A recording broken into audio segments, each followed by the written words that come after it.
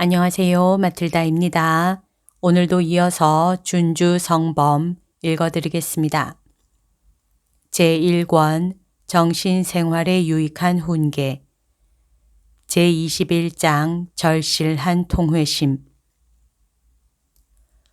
완덕에 도달할 뜻이 있거든 하느님을 두려워하며 살아야 하고 너무 많은 자유를 쫓지 말고 자신의 감정을 다스리고 헛된 즐거움을 피해야 한다.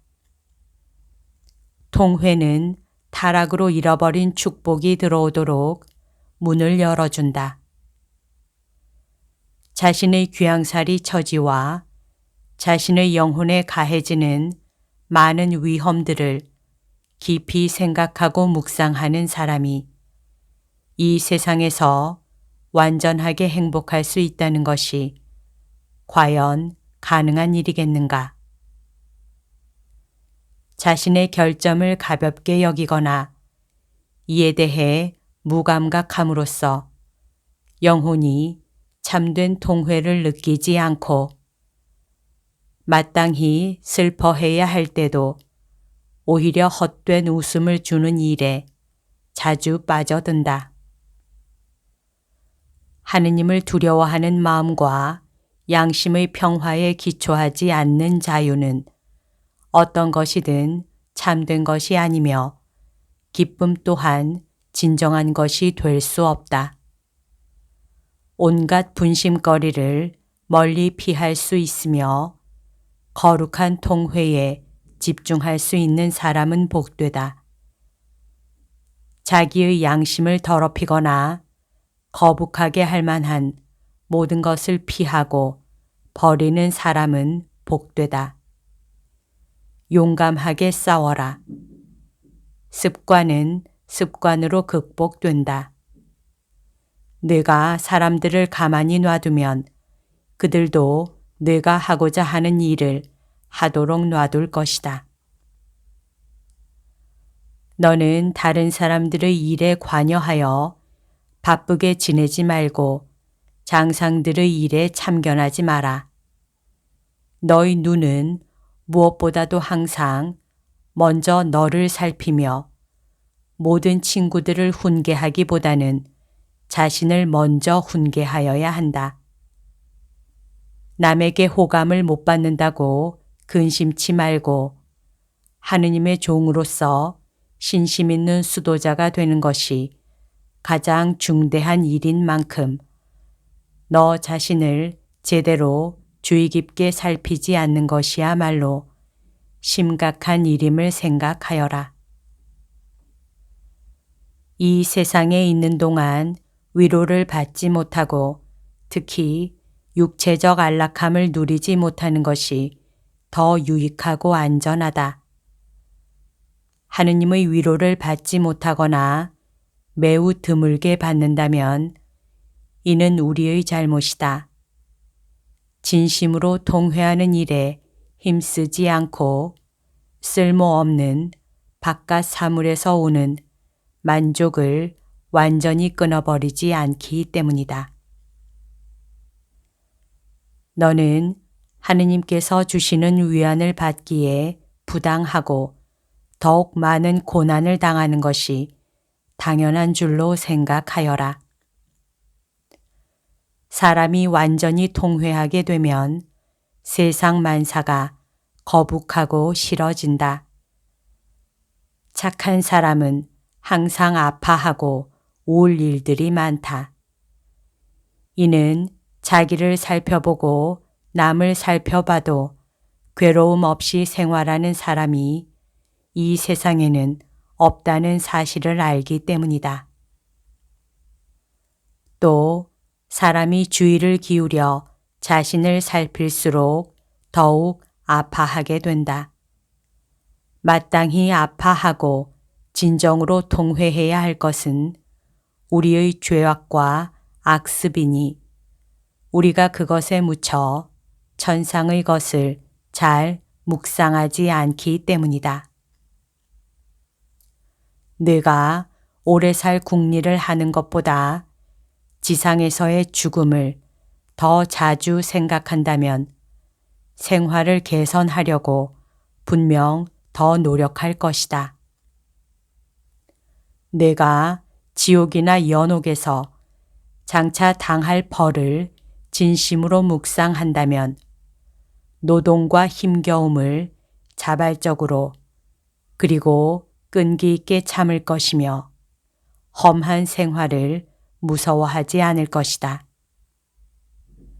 그러나 그러한 생각이 마음속까지 이르지 못하고 세상의 유희를 아직도 사랑하기 때문에 우리는 이 냉담하고 나태한 상태를 벗어나지 못하고 있다. 너무나도 자주 무력해지는 우리의 영혼 때문에 우리의 가련한 육신이 경솔히 반항하는 것이다. 그러니 겸손하게 하느님께 기도하여 통회의 정신을 빌며 시편 저자의 말과 같이 당신께서는 백성에게 눈물의 빵을 먹이시고 눈물을 마시게 하였습니다. 라고 하여라. 제22장 인간의 불행에 대한 성찰. 내가 하느님께로 향하지 않으면 내가 어디에 있든지 어디로 가든지 불행할 뿐이다. 그러니 내가 원하고 바라는 대로 되지 않는다고 실망할 이유가 어디 있겠는가? 자기가 하고 싶은 대로 다 하는 사람이 누가 있는가? 나도 그렇지 못하고 너도 그렇지 못하며 살아있는 사람으로서 그러한 이는 하나도 없다. 세상에 있는 사람이라면 임금이나 교황일지라도 걱정이나 괴로움이 없을 수 없다. 그러면 남보다 좀 낮게 지낸다는 사람은 누구인가? 바로 하느님을 위하여 고통을 참을 줄 아는 사람이다. 무력하고 허약한 많은 사람들은 다음과 같이 말한다. 보라, 저 사람은 얼마나 행복한 생활을 하는가. 저 사람은 얼마나 재물이 많고 위대하며 얼마나 세력이 있고 존귀한가. 그러나 너는 천상의 부귀를 살펴보아라. 그러면 그들이 말하는 세상 모든 부귀가 아무것도 아니란 것을 깨달을 것이다. 그런 것들은 확실하지도 않으며 사람의 마음을 거북하게만 할 뿐이니 세상 것을 차지하고 있으면 번민과 두려운 마음이 그칠 새가 없다. 세상 것을 풍부히 가진다고 해서 그것이 사람에게 행복을 주는 것은 아니다. 아주 조금 갖고 있어도 그것으로 충분하다. 세상에 사는 것은 고통이다. 사람이 영적으로 살려고 하면 할수록 이 세상에서 살아가는 것이 더욱 괴롭게 느껴진다. 그런 이는 인성의 타락인 결함을 더 잘 깨닫고 더 잘 보기 때문이다. 먹고 마시고 깨어있고 자고 쉬고 노동을 하며 그 외의 육신 생명에 필요한 것들에 얽매이는 것조차 경건한 사람에게는 큰 고역이요 매우 큰 괴로움이다. 그런 사람은 그와 같은 일들에서 기꺼이 벗어나서 모든 죄로부터 자유로워질 수 있다. 실제로 내적 인간은 육신이 필요로 하는 것 때문에 이 세상에서 매우 어려워한다. 그래서 예언자는 가능하다면 육신의 요구에서 자유롭게 해달라고 간절하게 기도하며 제 마음의 곤경을 풀어주시고 저를 고난에서 빼내 주소서라고 하였다. 그러나 자기의 처참한 불행을 알지 못하는 사람에게는 화가 있을 것이다. 이 가련하고 타락한 생활을 사랑하는 사람에게도 화가 있을 것이다. 실제로 어떤 사람들은 일을 하거나 국어를 해야 간신히 필요한 것을 얻을 수 있다. 그러나 그들은 이 가련하고 타락한 생활을 얼마나 사랑하는지, 만일 세상에서 영원히 살 수만 있다면 하느님의 나라를 위한 일에 대해서는 조금도 생각지 않을 것만 같다. 어리석고 마음에 신앙이 없는 자들, 그들은 이처럼 세상 일에 빠져 육체의 것 외에는 아무것도 사랑하지 않기에 정말로 불쌍하다. 마지막 날 자기들이 사랑한 것이 얼마나 하찮고 값싼 것인지 깨닫고 슬퍼하게 될 것이기 때문이다.